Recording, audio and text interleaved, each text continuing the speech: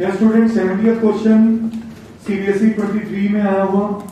From the top of a 60 metre high building the angle of elevation of top and bottom of a cable tower is 45 degrees and 60 degrees respectively. हाँ जी, ये sheet में गलत जगह place है, elevation का question इसमें आया हुआ, तो इसको टॉपिक 1 लिख लेना इसके आगे। Topic 2 sorry. From the top of a 60 meter high building, the angle of elevation of the top and bottom of a cable tower. कुछ गलत लग रही है बड़ी। ये दोनों का कॉम्बिनेशन होना चाहिए। ये दोनों का कॉम्बिनेशन नहीं समझो ना। From the top of a 60 meter high building, ये एक बिल्डिंग है जो ऑलरेडी 60 मीटर हाई है।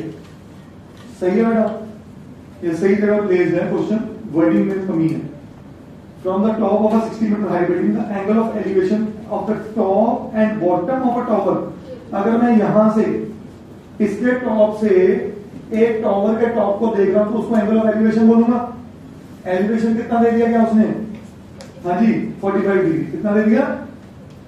फिर यहीं से खड़े होके मैं किसको देख रहा हूं उसके, तो ये क्या हुआ? Angle of depression. ये क्या हुआ? एंगल ऑफ, तो यहां प्लीज वर्डिंग चेंज कर लो। The angle of elevation and depression of the top and bottom of a cable tower. ठीक है, of the top and bottom of the cable tower is 45 degree and 60 degree respectively. Respectively में और सही कह कि हम सही जा रहे हैं। ठीक है, तो यहीं से खड़े होके मैंने नीचे देखा इसको, तो ये कौन सा एंगल 60 हुआ? ये एंगल 60 हुआ। यस और नो? अगर ये 60 हुआ तो ये क्या हुआ? 60। यहां तक कहानी समझ में आई? तो AB मेरा क्या है? बिल्डिंग। CD मेरा क्या है? टॉवर। CD को उसने कहा ढूंढो, सही है, तो इसको क्या ले लिया? H metres. ये 60 है तो ये भी कितना हो गया? 60 मीटर्स। ये कितना हो गया? H minus 60। क्या बात है, क्या बात है, सही है। इसको x लूंगा तो ये भी क्या आ गया? x। क्या ये बात समझ आई? फिगर समझ आ गई सबको? ये 90 डिग्री, ये 90 डिग्री, जो जो मुझे राइट एंगल यूज करना है। हाँ जी, पहले शुरुआत करें। Let AB is equal to 60 metres be the height of building. Let CD is equal to H meters be the height of tower। जी, यहाँ पे AB को हमें टावर नहीं लिखना चाहिए, क्योंकि उन्होंने कहा है कि एलिवेशन जो है वो angle of elevation from the top of building, यानी कि बिल्डिंग से ऊपर हम देख रहे हैं। from the top of a 60 meter building the angle of elevation of the top of the cable tower। Question समझने की कोशिश कीजिए। रिया समझ आया पॉइंट कि नहीं आया? बच्चे कहीं मैं गलत तो नहीं? मैं अगर एक बिल्डिंग से दूसरे के एलिवेशन में देख रहा हूं तो दूसरी बिल्डिंग मेरे से क्या होगी? ऊंची होगी। यस और no? Riya is this point clear? हाँ जी। Let BD is equal to H meters be the distance between कहां गए? Tower and building. सब चीजें लिख दी।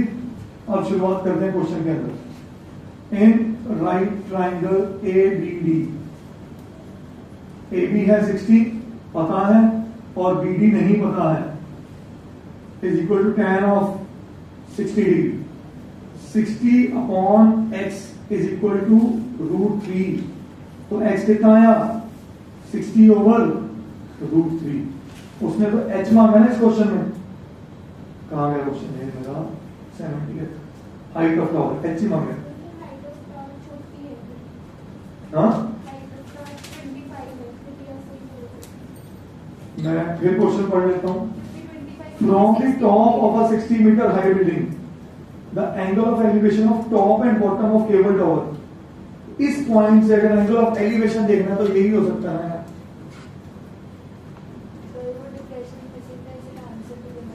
हाँ जी, डिप्रेशन वाला पॉइंट मिसिंग था, इसका आंसर भी गलत होगा शायद। देखते हैं, चेक करते हैं इस क्वेश्चन।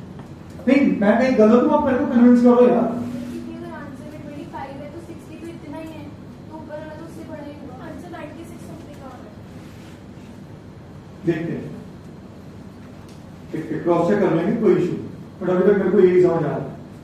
ठीक है, तो x की वैल्यू आ गई इन राइट ट्राइंगल, ये क्या दिया हुआ है, इसको नाम लिख दिया CEA।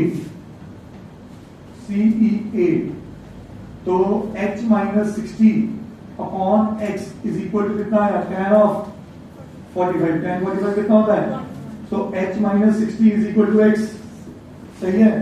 तो h minus 60 is equal to x की जगह क्या लिखूं, 60 अपॉन √3, तो h बना 60 प्लस 60 अपॉन √3। सो इसको ही रेशनलाइज कर दो सिर्फ, सही है कि नहीं, 3 and 20 √3, h बना 60 प्लस 20 √3, तो h 20 कॉमन करके 3 प्लस √3, 3 प्लस 1.73 क्या आया, तो h बना 20 इंटू 4.73, तो हाँ जी 94.64 मीटर्स, ये मेरी हाइट बन रही है। सर ये